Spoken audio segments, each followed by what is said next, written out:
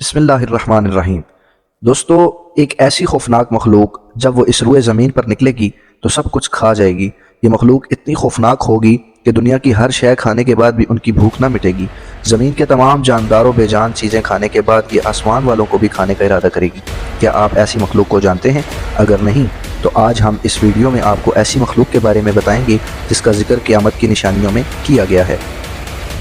دوستو، قیامت کی نشانیوں میں سے ایک بہت بڑی نشانی یاجوج ماجوج کا نکلنا ہے، جس کے بارے میں آج ہم آپ کو بتائیں گے کہ یاجوج ماجوج کون تھے، یہ دنیا میں آ کر کس طرح تباہی مچائیں گے، یہ لوگ کہاں پائے جاتے ہیں اور ان کا کیا مقصد ہے، اور اللہ تعالیٰ نے انہیں کیوں قید کر رکھا ہے۔ پیارے دوستو، ان تمام سوالوں کے جواب قرآن و حدیث کی روشنی میں ہم آپ کو بتائیں گے۔ دنیا کی اس خوفناک تباہی کے اندر ایک بہت بڑا کردار اس قوم کا بھی ہوگا جس کا آج ہم ذکر کرنے والے ہیں۔ یاجوج ماجوج کے بارے میں روایت میں آتا ہے کہ یاجوج ماجوج دو مرد ہیں جو کہ حضرت یافت بن نوح کی نسل میں سے ہیں۔ انہیں یاجوج ماجوج اس وجہ سے کہا جاتا ہے کہ یہ تعداد میں بہت زیادہ ہوں گے۔ حضرت عبداللہ بن عمر رضی اللہ تعالی عنہ سے روایت ہے کہ رسول اللہ صلی اللہ علیہ وآلہ وسلم نے فرمایا کہ اللہ تعالیٰ نے انسانوں کے 10 حصے کیے ہیں، ان میں سے 9 حصے یاجوج ماجوج کے ہیں اور باقی ایک حصے میں باقی ساری دنیا کے انسان ہیں۔ دوستو، اب بات کرتے ہیں کہ یاجوج ماجوج قوم کیسی ہوگی، ان کی شکل و صورت کیسی ہوگی۔ اس کے بارے میں روایات میں آتا ہے کہ ان کا ایک گروہ بہت زیادہ لمبا ہوگا اور یہ گروہ اشراط الارض یعنی سانپ، بچھو اور زمین کے کیڑے مکوڑے کھاتا ہوگا۔ یاجوج ماجوج قوم کی نسل ایک سال میں جتنا بڑھتی ہے اتنا کوئی قوم کی نسل نہیں بڑھتی۔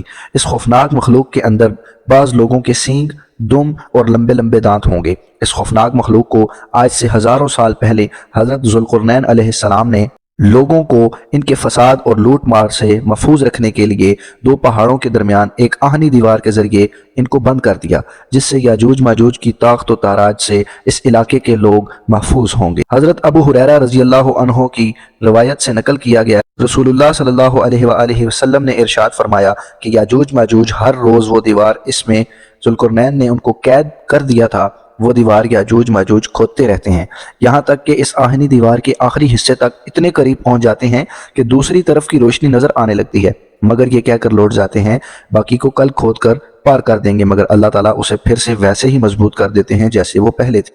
ذوالقرنین ایک صالح عادل بادشاہ تھے جو مشرق و مغرب میں پہنچے اور ان کے ممالک کو فتح کیا اور ان میں عدل و انصاف کی حکمرانی کی۔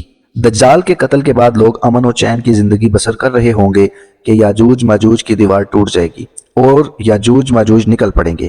یاجوج ماجوج کے نکلنے کے بعد اللہ تعالیٰ کی طرف سے حضرت عیسیٰ علیہ السلام کو حکم ہوگا کہ وہ مسلمانوں کو کوہ طور کی طرف جمع کر لیں، کیونکہ یاجوج ماجوج کا مقابلہ کسی کے بس کا نہ ہوگا۔